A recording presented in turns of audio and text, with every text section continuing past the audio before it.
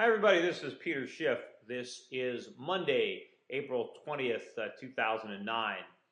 First, a little bit about the markets today. I know the Dow took quite a hit, down close to 300 points, led down by the financials. And interestingly enough, before the market opened, Bank of America came out with better than expected earnings. And I was watching on CNBC, and many of the analysts seemed very excited by these earnings. Maybe they expected the market to react positively to the earnings. But, you know, it amazed me that they still can't see through this. They still don't understand the significant problems that these companies have. I mean, companies like Bank of America are basically insolvent. I don't care what they earn today or what they pretend to earn. The losses are enormous that are buried on their balance sheets. The companies are insolvent. Anybody who's buying stock in any of these financials ought to have their head examined. They're going to lose a lot of money. And if you own any of these, you need to sell. But also, apparently, after the market opened, I think the market was focusing on the fact that Bank of America said that they have to set aside X billion dollars for potential loan losses. They have to reserve for loans. And apparently the market sold off. Again, why is anybody surprised that Bank of America or any financials have to set aside reserves for future losses? I mean, these losses are going to be enormous. Everybody should know that. There should be no shock when somebody announces something so obvious.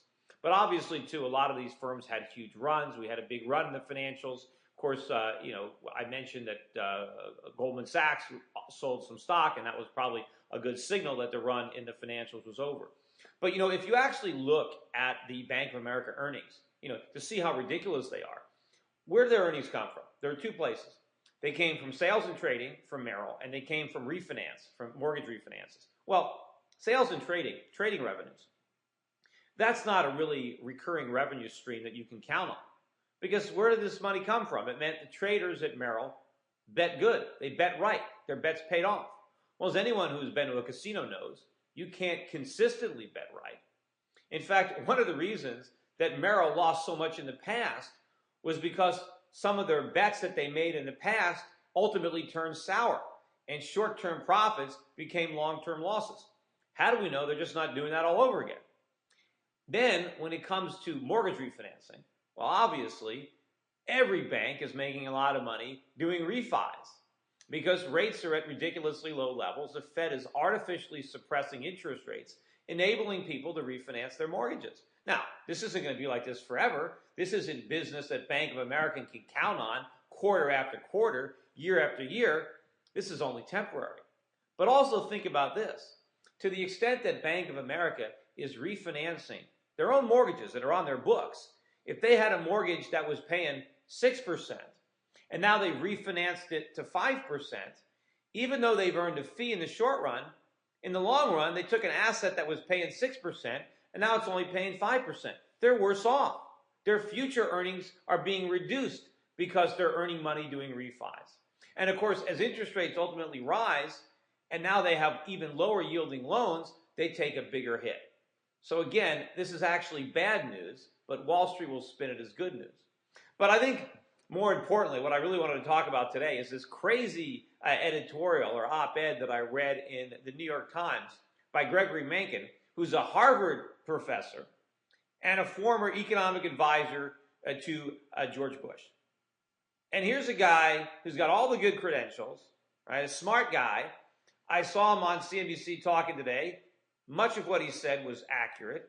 But here he writes this completely nutty, crazy op-ed that demonstrates that he knows absolutely nothing about basic economics. What does Mankiw want the Fed to do? He wants the Fed to create negative rates of interest so that people will spend more. He wants to punish people who save money and reward people who spend money. And the way he thinks we should do that is by creating inflation. So if the Fed just creates a lot of inflation and we devalue our money, then there will be a penalty for people who put their money in the bank. He said there's a negative rate of interest. If money is going to lose, let's say, 5% of its value, and you keep your money in the bank, then if you had $100, then you only have $95 worth of purchasing power. So he wants to use inflation as a way to encourage people to spend. And he thinks that if we all rush out and spend, then we're going to generate their economic growth. And he thinks that a little inflation is a small price to pay. That yes, inflation is bad, but not nearly as bad as this recession. And if we just create enough inflation, then we won't have the recession anymore. We'll just have the inflation, which isn't as bad. Of course, this is all absolute nonsense. Economic growth, as I've said before, is not a function of spending money. Economic growth makes spending money possible, but you can't spend your way to growth. You can spend your way into bankruptcy, and we've done a pretty good job doing that. The problem is all the spending that took place in the last several years, that is the problem. We spent money we didn't have. We went into debt. What we need now is to save our money. We need to replenish our savings so that we can produce more and so we can get out of this hole. The last thing we want to do is destroy the savings we have left, but that's what inflation does. Now, if Mankind's plan was, how can we goose the GDP in the short run at the expense of destroying our economy in the long run, then I guess his plan makes sense, because that's all it does. If we all run out and spend whatever money we have left, and then we count the spending in GDP, yes, we'll get a bump in GDP. But at what cost? It's like, let's assume you're stranded on an island, and maybe you've got a certain amount of food, maybe you got enough food for a month. And Mankind's plan is, let's just pig out. Let's eat all the food right now. Well, okay, great. That's great for a day or two, but now there's no more food, and now you starve to death. We don't want to deplete our savings now just because we can get a boost in GDP. We want to save. We want to create economic growth. Now, sure, there is a short-term sacrifice as we all stop spending money and all that phony economic growth goes away and we rebalance our economy. That's the price we have to pay to get our economic house in order. What Mankiw doesn't want, he doesn't want us to pay a price at all. He just wants us all spending. He wants to encourage the reckless behavior that got us into this mess. And how can any economist advise that we deliberately create inflation, that we destroy capital, that we destroy savings, the most important ingredient in economic growth? We just destroy it. We punish people for doing the right thing. We tell them, don't save your money. Go out and spend it, because if you don't spend it, the government's going to steal that value away from you in inflation. And of course, once that gets out, that inflation genie is out of the bottle, we're never getting it back in. It's just going to accelerate. If we think that we can really buy economic growth with inflation, if we think, that it's worth it, that the trade-offs are worth it, why don't we go down to Argentina? Why don't we go down to Zimbabwe and say, hey, is it worth it? Is the short-term gain worth the long-term pain? How's inflation working out for you? It doesn't work. We need to save our money, and if it means a temporary drop in GDP, that's the price we pay. We need real economic growth. We don't need another fantasy.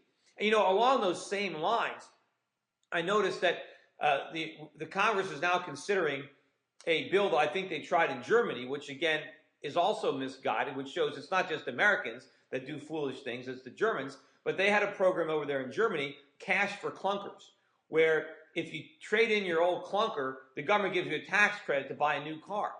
And we want to do the same thing here. We want to get Americans to trade in cars, I think they're 2001 or older. To trade them in will give you money if you buy a brand new car, not another used car, a brand new car.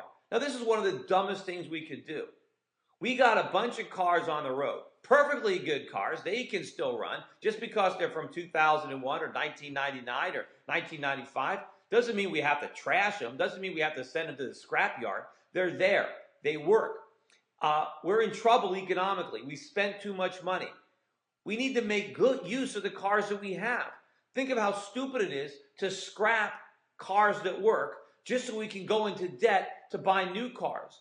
And of course, the crazy thing about it is the tax credits are going to apply even if the new car you buy is an import. Even if you scrap, your American-made car and you go and you buy a Japanese car or the German car, the U.S. government's going to give you a subsidy. I mean, why not just drive your old American car, and at least if it needs repairs, you can go to a local repair shop and get it done. It makes sense. This is all nonsense, this whole idea that you just spend. Anyway, that's it for today. I'll be back again soon. So long. Thanks for listening.